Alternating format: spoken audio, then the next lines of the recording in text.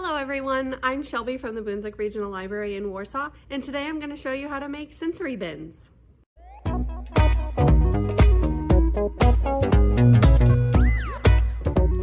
Sensory bins are containers that are filled with items that have different colors, different textures, different temperatures, and they are generally used to help children learn and identify their senses. So today I'm going to show you a few different options that you can do at home to create a sensory bin for your child. So the first sensory bin I'm going to show you guys today is one I like to call the Dinosaur Dig. The first thing you're going to need is a container. One with a lid is preferable. It doesn't have to be this big, it can be smaller if you'd like. And then you're going to need some kind of filler. So I use rice, you can use sand, noodles, and beans are also a really good choice.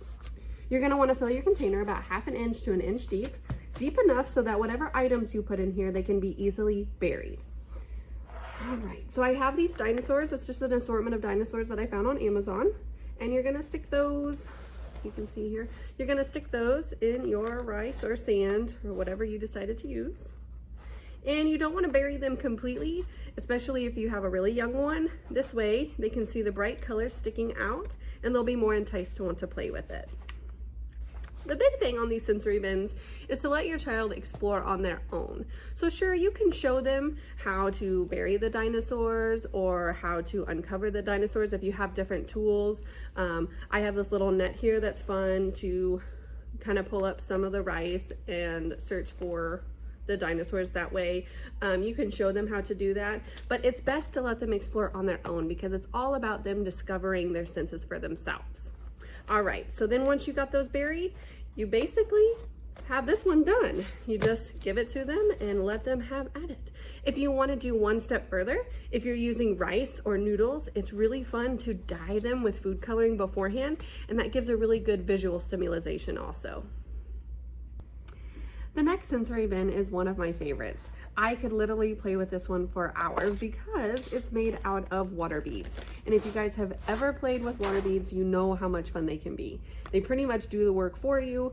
You just add water and then they grow into these magical little squishy beads that children love, and they come in all different kinds of colors, so it's very stimulating for the eyes, and you could literally feel these all day long because they feel so cool. So for this one I kind of went with an ocean theme, so I had got an assortment of ocean animals and creatures and things like that to put in there so that you can bury them and the kids can find those. Those will be really fun. And then I also have some seashells.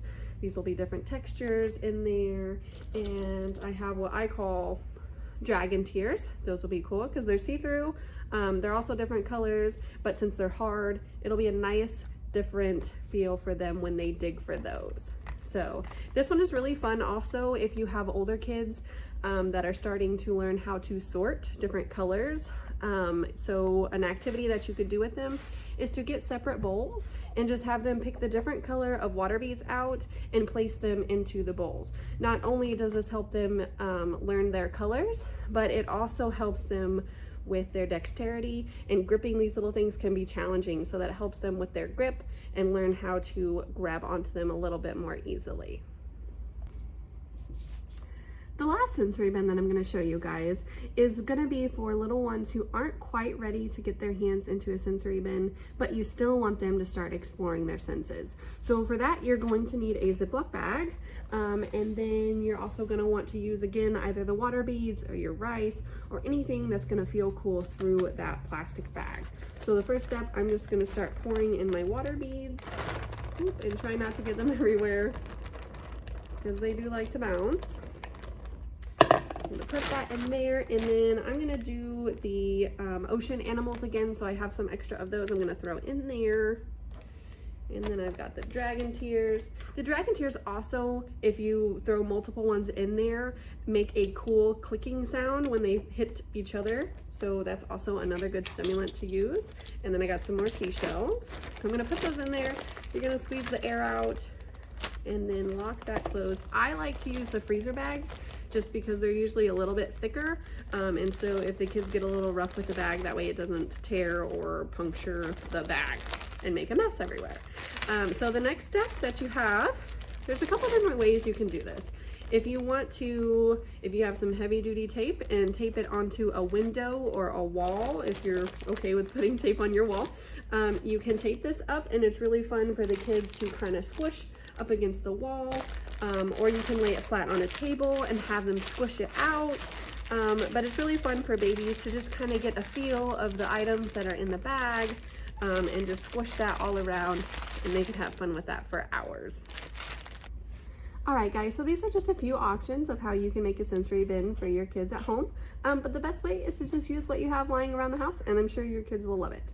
I will warn you though, if you haven't introduced water beads to your kids before and you plan on making a sensory bin with them, they probably will try to put them in their mouths. They're soft, squishy, they look like something you can eat, but they definitely are not. So just keep an eye on them and make sure they don't do that. If you're too worried that they might do that, the Ziploc option is an awesome way to get them started on sensory bins, and then you can just work your way up to the actual thing there. So I hope you guys enjoyed my tutorial today on how to make a sensory bin, and I hope you try it at home. Thanks for watching, and please subscribe to our channel for more amazing videos. Bye!